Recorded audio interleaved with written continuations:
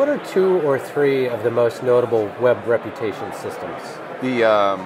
Well, before I answer that, I got to set up a little context. Sure. When we talk about reputation systems, we define reputation as any information used to make a value judgment about an object or a person, and we have a special term we use, karma, which is for reputation about users. Okay. So some of the most prominent forms of reputation before we talk about the web are things like your FICO score, which is a karma score about your credit.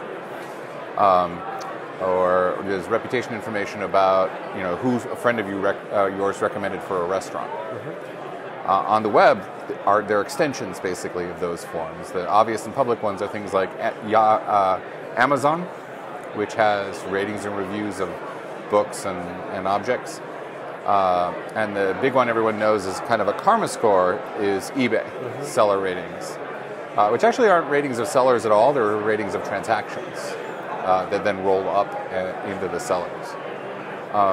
And then my current favorite for kind of rolling it all into one, kind of object reviews and things like that, is a set of sites called Stack Exchange. The most mm-hmm. famous one is Stack Overflow for programmers. Right. So of those, are there characteristics that are represented in all of them? If you're building a web reputation system, are there components of those that you should be building in? Yeah, so for those ones, there are. So they surface back quality, reputation quality of objects mostly. Even in the case of eBay, mm-hmm. We're talking about quality of transactions. Not all good reputation systems are public. In fact, most good reputation systems, no one actually sees the scores. They just affect your ranks. So, like at Amazon.com, even though each object is rated, it affects search results when you do searches against Amazon pages. Mm-hmm. So there's a lot of internal use of reputation. And probably the most powerful use of reputation systems right now is, in fact, internal. It's databases of IP reputation for spammers. Like, does this IP address sending us spam right now at major sites like Google Mail and Yahoo Mail? Okay. Now, is there a threat of making reputation systems too complicated? There is. People tend to overthink them. Yeah. In Chapter 10 of our book, we talked about the Yahoo Answers community moderation model, which we use to allow users to report each other's content as being violating of terms of service. Mm-hmm. This was very, very powerful, and it based on a very simple model. You start with the 3 strikes model, and you build it out slowly. A lot of people get intimidated and try to build a very complex model before they start, when it turns out you can start with something very simple. Right. On the other hand, if it's too simple, people can easily game it. And I think the thing that gets challenging with too simple is it suffers from the AI problem, which is, early AI programmers said, I wrote some code and I called it a thought. And so thinking is a series of thoughts. It's like, no, you wrote some code, you just happen to name it that way. Reputation systems are like that too. You think you've got some great score based on, comments, how many people liked this comment. Let me give you the perfect example. On ratings and review sites, like for movies, there's this habit, this old pattern of doing helpful. Was this review helpful? Yeah. Right?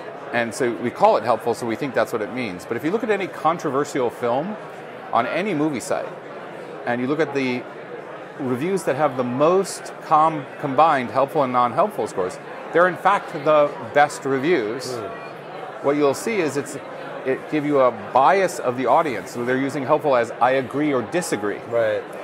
So there's this confusion between what we think simple ratings mean and what they actually end up meaning. Interesting. So last question I have for you.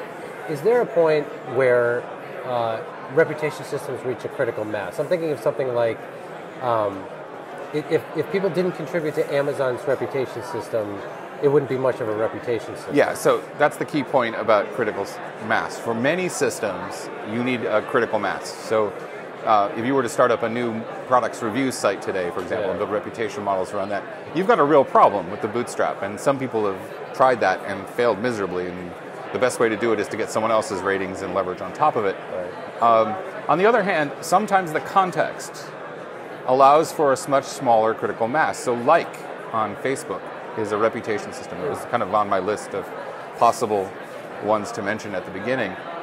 Like is interesting, not because of all the people who like it, but amongst your friends who likes it. So in fact, critical mass for like is maybe 3 or 4 people amongst your friends. Mm-hmm. So context determines what the critical mass is for any kind of reputation score.